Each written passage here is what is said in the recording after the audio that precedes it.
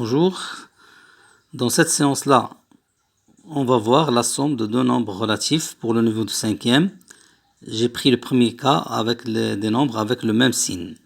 Donc, lorsqu'on a le même signe, on garde le signe, voilà, et on fait la somme des distances à 0. La distance à 0 de moins 13, c'est 13, et celle de moins 17, c'est 17. Donc, ce qui donne moins 30. Pour le deuxième cas, c'est la même chose, on a le même signe, donc on garde le signe, moins, et on fait la somme des distances à 0.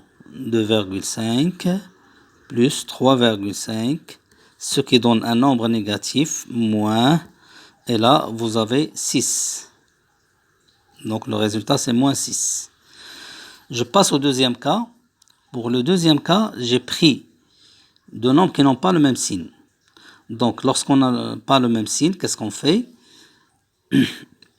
On choisit le signe de celui qui a la plus grande distance à 0. 13, c'est supérieur à 8. Donc, le signe qu'on va mettre, c'est le signe de 13. Ça veut dire on a un plus. Après, qu'est-ce que je fais? Je fais la différence des distances à 0. Le plus grand, c'est 13 moins 8. Donc, ce qui va donner plus, et là, vous avez 5.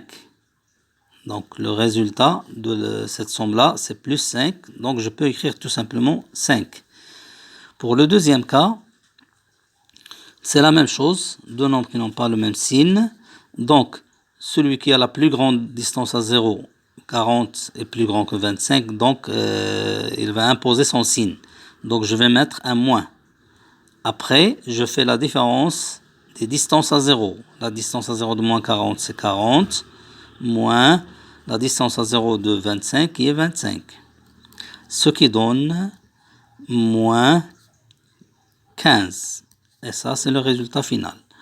Donc, dans cette séance-là, on a vu la somme de deux nombres relatifs qui ont le même signe. Donc, on garde toujours le même signe. Et on fait la somme des distances à 0.